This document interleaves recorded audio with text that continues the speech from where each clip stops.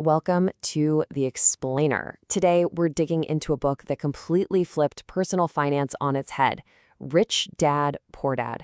This is the book that famously tells you your house is a liability, that school is designed to make you poor, and that your most powerful asset is your own mind. And it all kicks off with a simple story about two very different dads. So the whole book, it really hinges on this powerful contrast between the two father figures in young Robert Kiyosaki's life. And these weren't just two guys, they were two completely opposing financial philosophies, setting up this lifelong battle over what wealth truly means. I mean, just look at this. This single difference in how they saw the world says everything. On one hand, you have Poor Dad saying, the love of money is the root of all evil.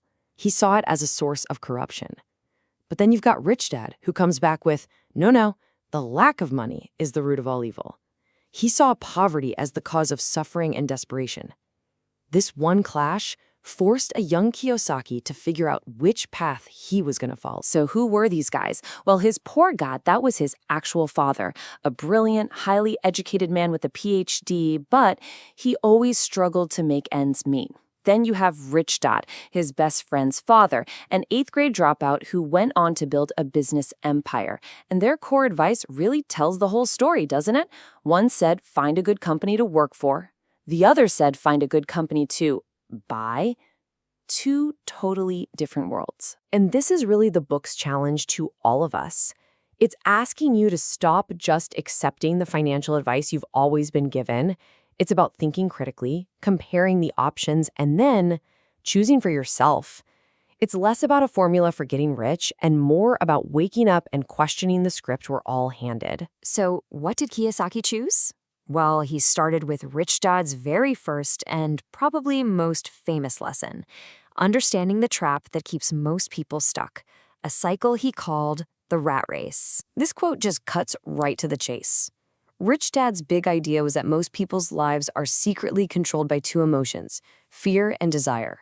The fear of not having enough money keeps you showing up to a job you might hate, and the desire for nicer things makes you spend every penny you earn. He called this the rat race. And it's a brilliant metaphor, right? It's this endless loop. You work to earn money, you use that money to pay your bills, and then you have to go right back to work. You get a raise. Great. But then your expenses magically inflate to match it. You're like a hamster on a wheel, running faster and faster, but going absolutely nowhere. So how in the world do you get off the wheel? This is the fundamental shift in mindset the book is all about.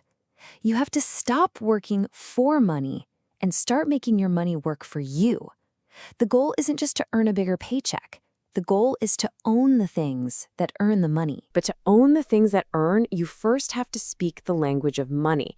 And this brings us to what is arguably the most critical lesson in the entire book, financial literacy. Forget all the complicated jargon you hear from financial gurus. Rich Dad's definitions were so simple, it's almost funny. An asset puts money in your pocket, period.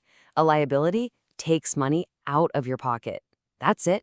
That's the entire test. And this is where the paths diverge. While the poor and middle class are focused on their income, trying to get a bigger salary, the rich are focused on their balance sheet. Specifically, they spend their lives building their asset column. Everyone else? They spend their lives buying liabilities they've been told are assets. This very simple definition leads directly to the book's most controversial, most debated claim. He poses this simple question: is your house really an asset? His argument was a bombshell for a lot of people. Since your main home constantly takes money out of your pocket for the mortgage, for taxes, for repairs, it fails the test. It's a liability. Now, this sparked huge arguments. But then, the 2008 housing crash happened, and millions of people suddenly found out their asset was worth less than they owed on it. His point suddenly seemed chillingly prophetic. Okay, so if the goal is to pile up assets, not liabilities, how do you actually do that in the real world? Rich Dad's third lesson gives us the answer. You have to mind your own business. And he explained this idea with his now famous cash flow quadrant. He said it's basically a map of the 4 ways people can earn an income. And where you live on this map Well, that pretty much determines your entire financial life. He explained that our entire school system is set up to produce people for the left side of this quadrant, the E for employee and the S for self-employed. But true financial freedom, he insisted, is found on the right side. B for business owner, someone who owns a system. And I for investor, someone whose money works for them 24/7. Minding your own business means you are actively building assets in the B and I quadrants, even if you still have a day job in the E quadrant. So these simple, radical ideas made the book a global phenomenon. It sold nearly 40 million copies, especially after it got a massive boost from the Oprah effect. But with all that fame came a whole lot of criticism. And this is probably the single biggest question that's been leveled against the book for years. Journalists, critics, readers, they all started asking, was Rich Dad a real person, or was he just a character Kiyosaki made up to tell a better story? The critics argue that, yeah, the story is probably fabricated to sell more books. They say the advice is just a collection of feel-good cliches without any concrete, actionable steps for a beginner. And some say Kiyosaki is really just a brilliant marketer who's better at selling seminars than he is at giving real financial advice. But here's the thing. Even its critics will admit that the book's value isn't necessarily in being a step-by-step guide. This quote really hits the nail on the head. Building wealth isn't like becoming a doctor where there's a clear, predictable path. The book's true power might be that it just sparks something in you. It encourages you to stop thinking like an employee and start thinking like an entrepreneur. So ultimately, it doesn't really matter if Rich Dad was a real person or not. The book turns the spotlight right back on you. It's a challenge to take a hard look at your own financial programming and the path that you're currently on. This is the first big question the book leaves you with. Think about it. When you go to work every day, are you spending your life and your energy building up someone else's asset column?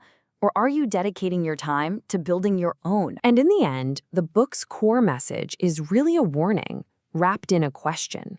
Are you trying to build an empire state building of wealth on top of a flimsy 6-inch slab of concrete?